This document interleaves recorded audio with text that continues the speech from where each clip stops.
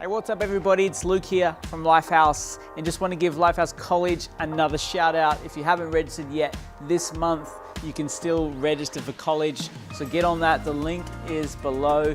Join us. We've got like 300 students in college now. Big community online, lots of people, lots of single people. So you jump on there, you could find the love of your life and also learn a whole bunch of amazing studies. So it's going to be incredible. Tonight we are going to look at a finance series. We're going to be talking about financial freedom, and this series is seriously one of the things that could really have a big impact on your life. We're going to learn about what God says about finance. So get ready to take some notes. Seriously, tune into this because it's going to be incredible, life-changing. So here we go right now.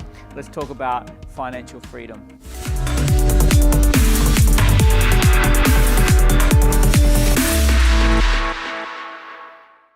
Well, hey everybody, and welcome to 7 Steps to Financial Freedom.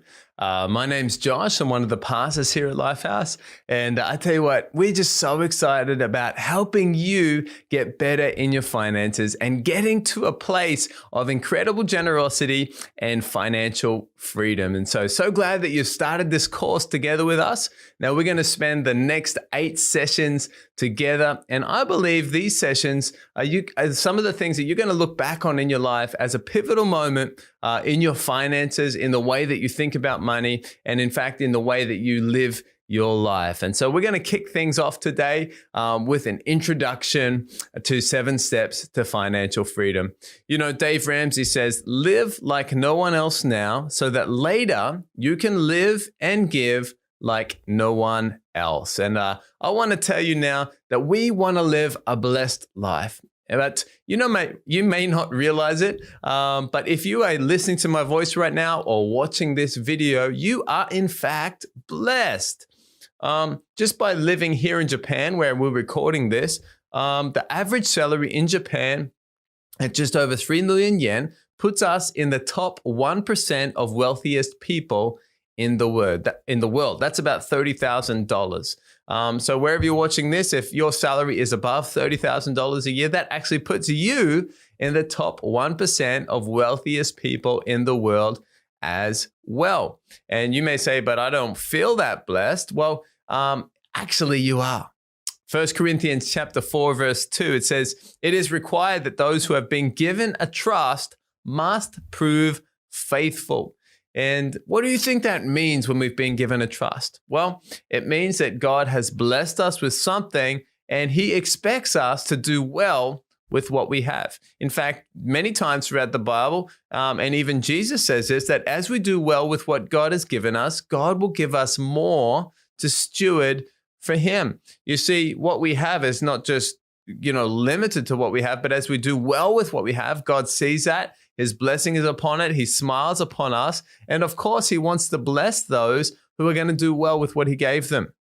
Matthew 25:23, Jesus tells a story, and his master replied, well done, good and faithful servant. You've been faithful with a few things. I will put you in charge of many things. Come and share in your master's happiness. And right from the start, right from the outset of financial freedom, I want to ask you a question. Are you being faithful with what God has given you? Are you being faithful with what God has given you? And honestly, if you looked at your life, you'd probably say, maybe I could do a little better with what God has given me. Financial freedom. Financial freedom is being free from anything that might be holding us back from living the blessed life that God has for us. For many people, this means freedom from debt, freedom from stress about worry, or freedom from bad decisions, or even a family history of bad decisions. And this course is not a get-rich-quick scheme. In fact, it may be a get-rich over time or build wealth over time scheme. But you need to know that the Bible talks a lot about money. In fact, in the New Testament, Jesus offers more wisdom and has more to say about money than any other subject besides the kingdom of God. To me, this shows how important finances are to God. I believe in our lives, if we can do well in the financial area of our life, it means we can do well in many areas of our life. Luke chapter 14, verse 28, it talks about budgeting and planning. It says, suppose one of you wants to build a tower. Won't you first sit down and estimate the cost to see if you have enough money to complete it? Proverbs 21 verse 5 talks about budgeting and planning. It says, the plans of the diligent lead to profit, as surely as haste leads to poverty. Debt, the Bible talks about debt. Proverbs 22 verse 7 says, the rich rule over the poor, and the borrower is slave to the lender. The Bible talks about relationships. 2 Corinthians 6:14, it says, don't be yoked together with unbelievers, for what do righteousness and wickedness have in common? Or what fellowship can light have with darkness? It's saying, hey, you got to choose your business relationships carefully. You got to choose relationships in your life carefully. The Bible, of course, talks about saving. Proverbs 21:20 says, the wise store up choice food and oil, but fools gulp theirs down. Do you want to be wise or do you want to be fool? It's not a difficult question today. Matthew 25:19-21 talks about investing. It says, after a long time, the master of those servants returned and settled accounts with them. The man who had received 5 bags of gold brought the other 5, and he said, Master, you entrusted me with 5 bags of gold. See, I've gained 5 more. And his master replied, well done, good and faithful servant. You have been faithful with a few things. I will put you in charge of many things. Come, share in your master's happiness. And so the Bible talks about that. God, money is not there just to sit for us, but we need to actually not just work for money, but we need to make that money work for us. And Jesus himself is actually talking about investing that money so that we get a return on what God has originally given us. The Bible, of course, talks about giving.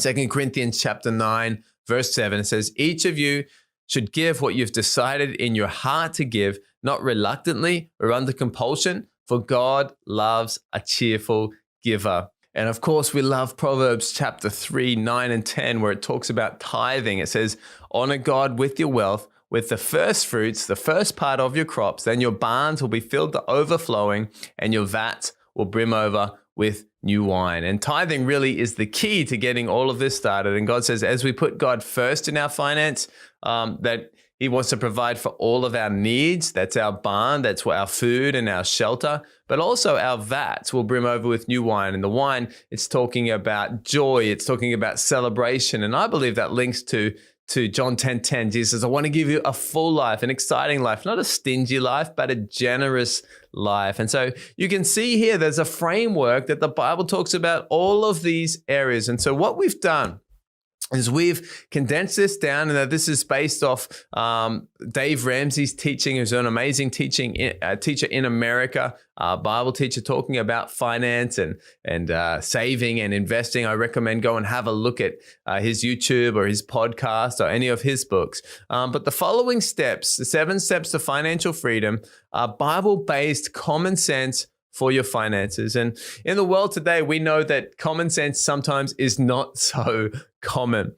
As I said, these steps are not a get rich quick scheme, but they're building God's wealth. They're building wealth God's way. And you may say, well, I don't agree with these steps, or I want to skip these steps. That's okay. You don't have the microphone today. I've got the microphone. And so these are our steps. And we've seen a lot of fruit over the years as people follow these steps and get God's planning for their finances that just brings them so much freedom, less stress, and start to live in the blessed life that God has for them. So here we go. Number 1, step 1 is get a plan for your money. And we're going to call this a budget. So we need to be budgeting each month.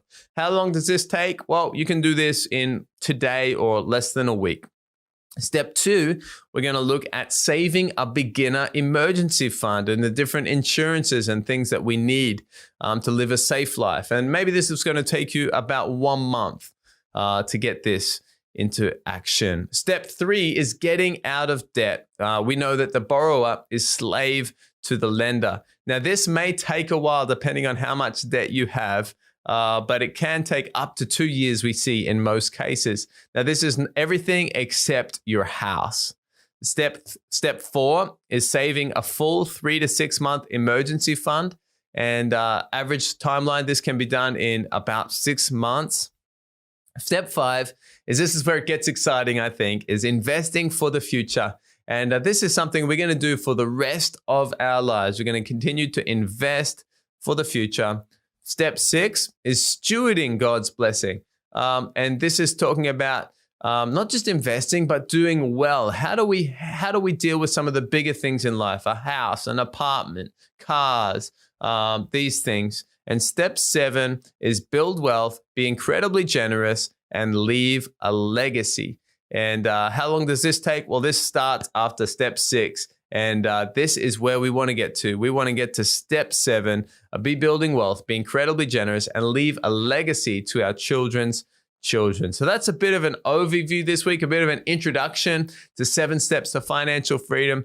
Hey, I hope you're excited. If you're going through this with one of our amazing coaches or through a Connect group or through a course, make sure you ask any questions you may have at this time. But let's get ready to be learning these 7 steps. And I believe that they're going to help you a lot. These are some of the lessons that I wish I had learned when I was a young person. And so no matter what age, what stage you are, it's always the right time to start doing finances God's way. So God bless, and we'll see you at the next session.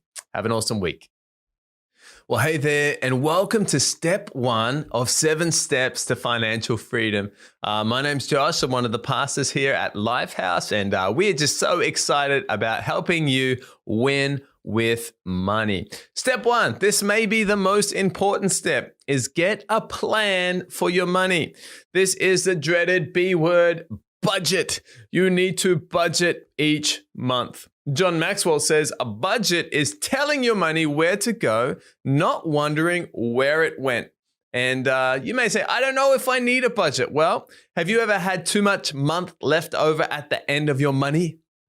It may take a moment to sink in. Maybe you've had a fight with your husband or wife because you didn't agree what you should spend your money on. Is that, if you be honest here, maybe there's some people out there. Or maybe you felt that you didn't have enough money to do the things that you would like. You didn't have enough money to maybe purchase that item or buy that car or build that house or be generous to those people in need. You just thought, if I just had more money. You need a budget. If you've answered any of those questions, you need a budget. Zig Ziglar, motivational speaker and author, says, if you aim at nothing, don't worry, you'll hit it every time. And all a budget is, all a plan for your money is getting some tracks for your money, telling your money where to go. Remember, if you don't tell it where to go, it's going to run away. And so let's not have a nothing budget, because we'll just go around in circles our whole life. And you may not realize it, but budgeting actually brings freedom into our life. You see, a budget doesn't decide our spending. No, we decide the budget, and then that decides where we spend. If your budget is too tight, it's because you're too tight. You set the budget. If your budget is too generous or too loose, you set the guardrails of the budget. You decide the boundaries, and you spend freely up to those boundaries. So instead of worrying about spending too much or wondering how you can buy something, you're actually free to spend up to what you've previously decided. For us, this was actually freeing when Yuki and I, my wife, when we were married and we were deciding how to spend our money and budgeting. At first, it seemed like this is going to be restricting. We just want to live a free life. But after a while, when you get a budget and you get used to the budget and you set the guardrails of the budget, it actually is freeing, because you're like, well, I can allocate this money for food and allocate this money for clothes and allocate this money for shopping or eating or giving. And then instead of feeling guilty when you go shopping, instead of thinking, I don't know if I should tell my husband or wife this. No, you are free to spend up to the budget that you've decided together with your husband and wife. Proverbs 21 verse 5 says, the plans of the diligent lead to profit as surely as haste leads to poverty. And Proverbs is so wise. It says, as you plan out, it's actually going to lead to good things. It doesn't mean that everything is easy overnight, but over time, the plan leads to good things.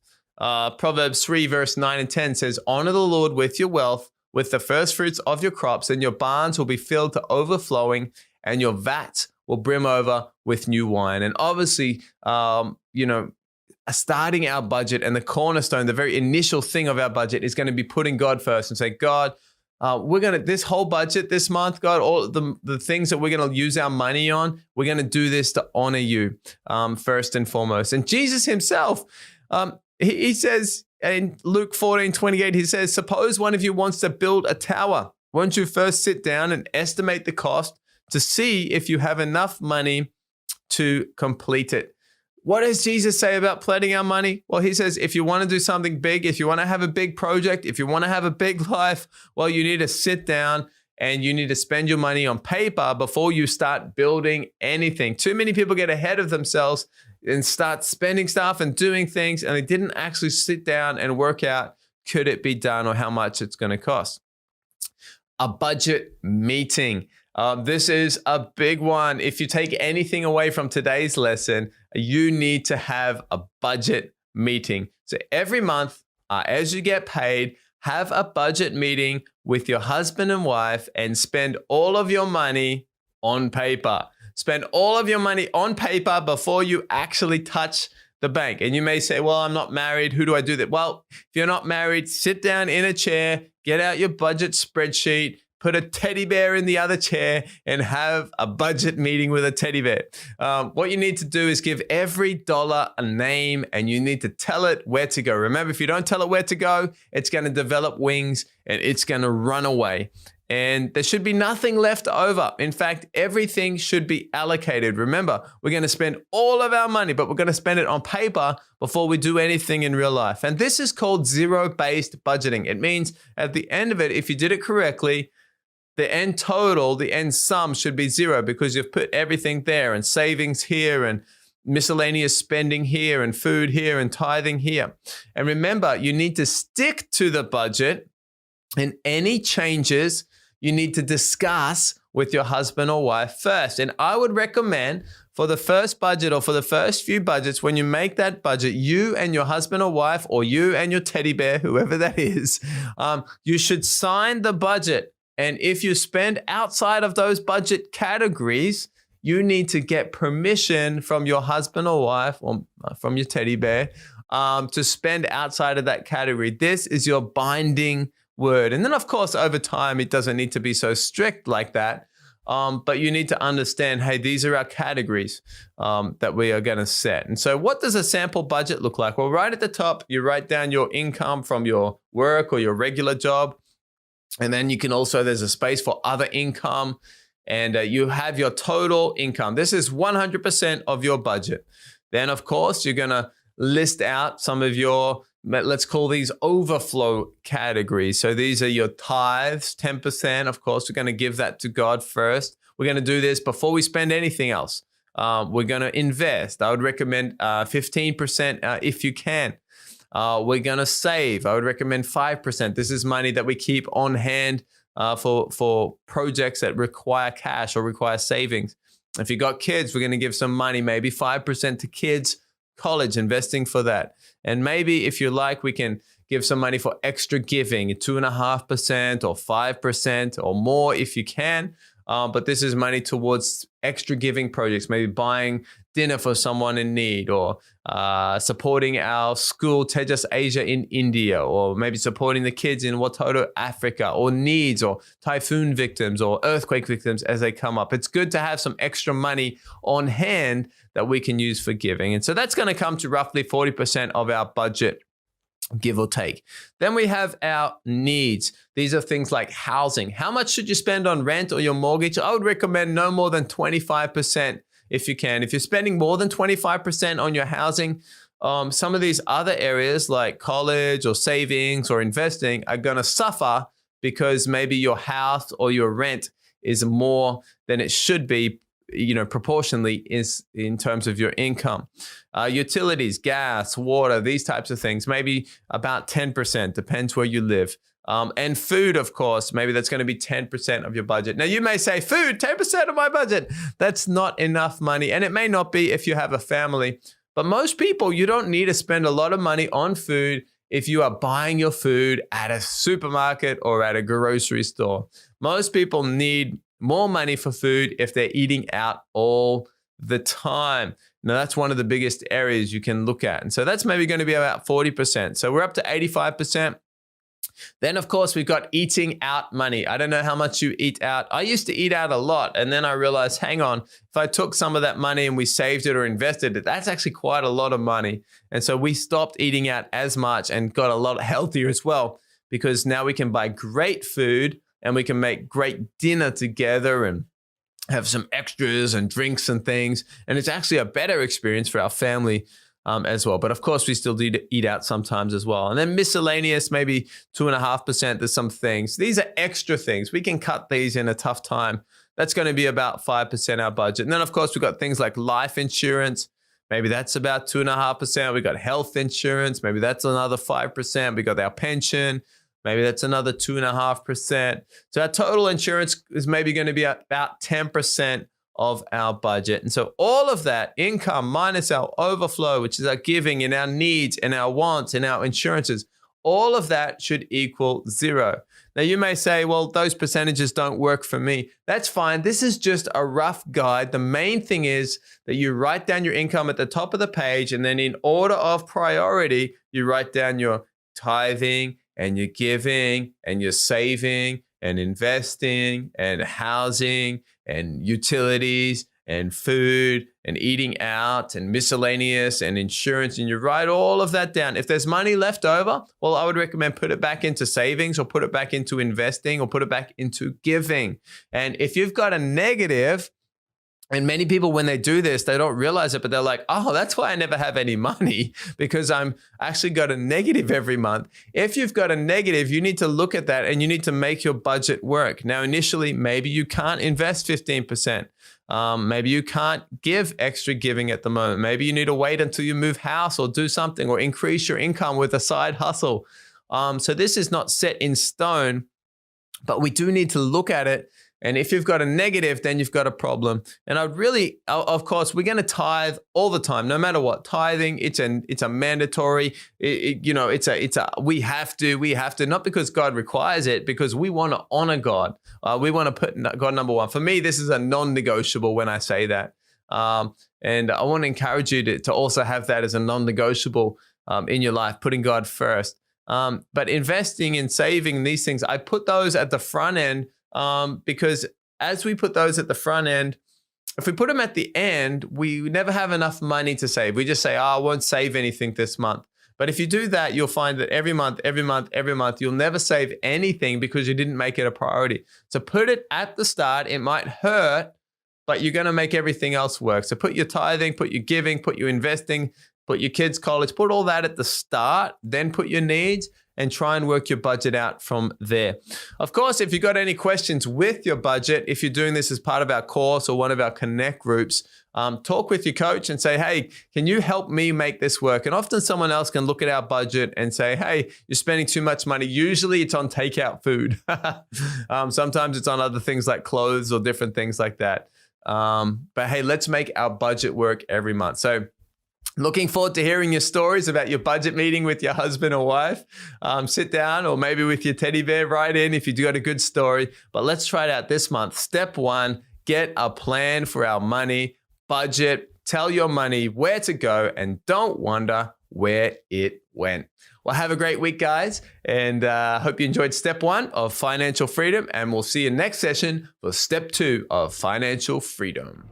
Hey, welcome back, guys. I hope that you guys absorbed a bunch of this stuff about financial freedom, and so good to learn about this. But if you don't know Jesus, hey, today you can know Jesus in your life. It's the best decision you will ever make, is to invite Jesus into your life. He loves you, wants to come into your life today. And I want to just pray for you right now if you want to receive Jesus. Okay, so let's pray together. Jesus, we thank you. We believe in you today. Come into our lives. We'll follow you. Amen. Amen. If you just pray that prayer, just a simple prayer like that, I believe God will answer your prayer. We'd love to help you out. So definitely send us a message. I'm sure there's a local pastor where you are who would love to get in touch with you and just help you walk that journey with following Jesus. Now, we actually have a bunch of these studies, all of what we're talking about tonight. We actually have Blue Book studies, so you can jump onto the Lifehouse app, and in there is the Blue Book where we use in our small groups. There's studies in there on financial freedom. I think there's 6 or 7 studies. Jump on there, check it out. You can do that with your small group. And next week we're going to be back talking about the next subject. It's going to be powerful. So make sure you tune back in next week to be part of more financial freedom. Now, if you want to give, please jump onto mylifehouse.com/give. Links are below. Choose your campus. Be a part of supporting your local campus, your local church. It's a great thing to support your local church. And we're really praying God's blessing over your life as you do that. So links are below for that. Let's be faithful and give and build the house of God together. Have an amazing week, guys. We'll see you back here next week.